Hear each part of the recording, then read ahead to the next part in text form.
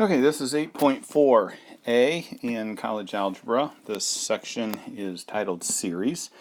And in the last lesson, we were doing sequences, and now we're going to be doing series. All right, so let's say that you found a sequence of numbers. So you've got this list of numbers here that you have. Pretty much all a series is we're just adding these numbers up. Okay, so nothing really scary, we're just adding them. So we're adding the number that's in this place, So basically we've got A1 plus, here's A2 plus A3. And remember, all this is what number is in the first place, what number's in the second, what number's in the third. You add all those up, and that's your answer for a series. Okay, so it's kind of weird because we have what is called a finite series, which is a stopping point here. Like add 3 numbers, add 6 numbers. And then we have what's called an infinite series. Now, when you've got an infinite series, that means you're adding an infinite number of numbers together. Okay, so how the heck do you do that? All right, we'll get into that in a few minutes, but just suffice it to say that it's not as terribly scary as what it sounds. So let's go ahead and just look at some different things in here. They kind of go in this random order here, and kind of like the randomness that I do sometimes. They have a symbol here called a sigma, and that's a Greek letter, and it means, in this section, summation. I don't think the book calls it that, but I've always called it a summation symbol. And when I have that summation symbol, or that sigma, I might have I equals 1. Okay, let's get rid of this. And just showing you what a problem looks like with that summation signal there. And let's say that I have 2i. All right, what this whole thing means, it looks pretty daunting, pretty scary, but you show that to somebody that doesn't know math very well, and it'll freak them out and they'll run away screaming. But really, all this is the way you would say this is the sum of 2i as I goes from 1 to 3. That's all that says. The sum of 2i as I goes from 1 to 3. So what that means is we're going to take that 2i, and instead of an I, we're going to put a 1 in its place. And then we're going to put the 2, and instead of the I, we're going to put a 2 in its place. And then instead of the I, we're going to put a 3 in its place. Okay? So this number represents the first number we start with. This number represents the last number. And we just go from 1, just integers, 1, 2, and 3. So we have 2 plus 4 plus 6 gives me 12. So the answer to that is 12. Okay? So they don't really go into that in the book. They give it to you as homework, but they don't really go into it. In fact, while we're here, let's look at some of the homework. For instance, number 15. They give us summation symbol, and they tell us we're going to 4, and we're going to start at 1, and we're going to use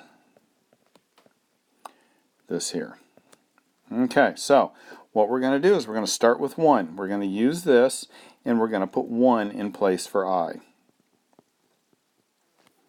Then we're going to put the next number, 2, in place of I. Then we're going to put 3 in place of I. And finally, 4 in place of I.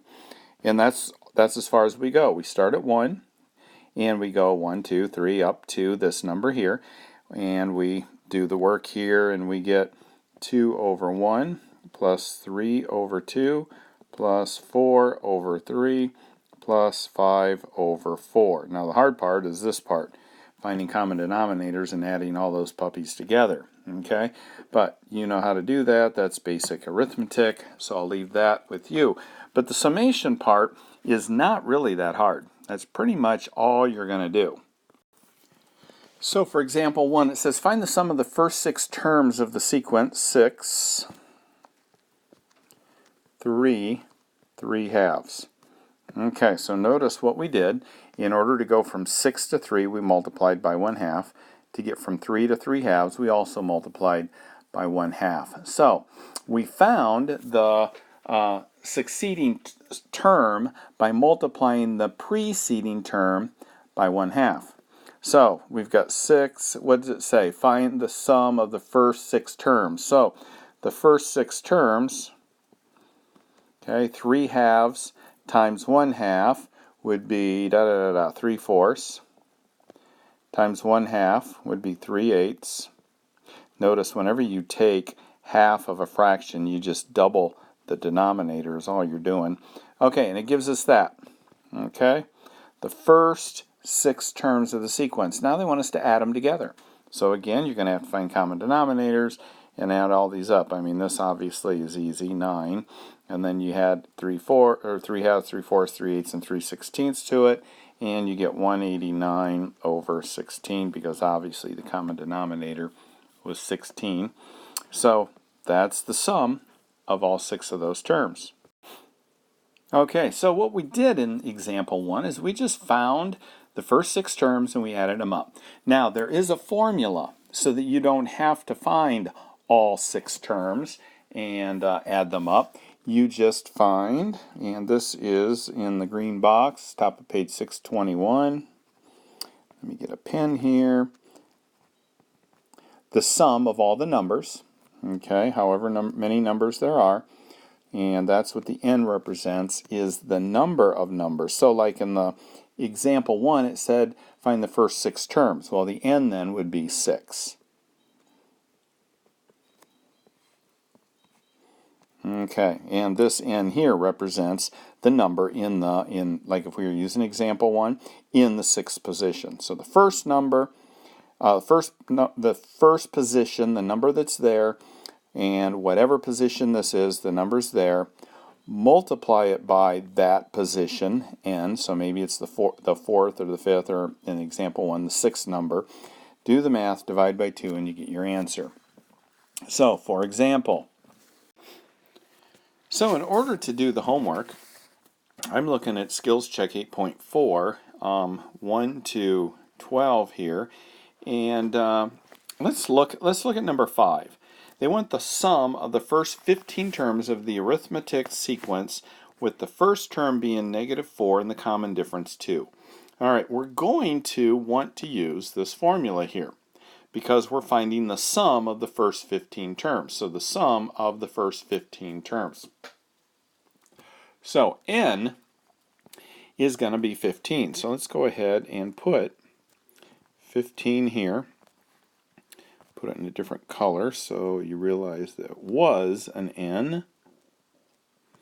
And this one, we're going to change that. It won't let me erase. We're kind of stuck with that being there. We'll put a 15 there.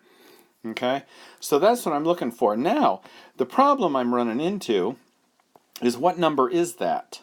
Okay, I know what A1 is because it says that the first term is -4. So I've got that. I can put a -4 in there. Come on, pen. But the one I don't know is that one. So that's where you go back to a previous lesson, and that previous lesson gave you a formula that a number, the value of that number equals the value of the first number plus the position of that number we're looking for times the common difference. And lo and behold, for number 5, they gave us a common difference of 2.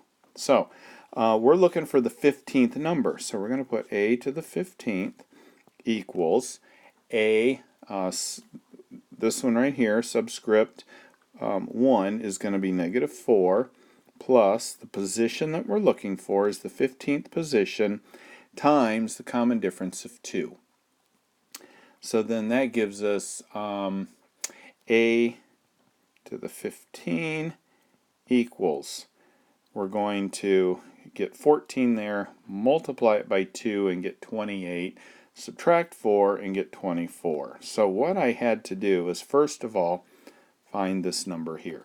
Now I can put 24 in there and get negative 4 plus 24 times 15 divided by 2, and then I get an answer of 150. So when you're doing these, it doesn't tell you that you do that, but that's what you're going to have to do, is go back to past problems in order to be able to do those. Now that gets you through 1 through 6, the arithmetic sequence, but then after that we go into the geometric sequence, which we haven't done yet, so hold on and we'll get to that in a minute. I'm going to go ahead and stop this video and start a new one as we get into a new section.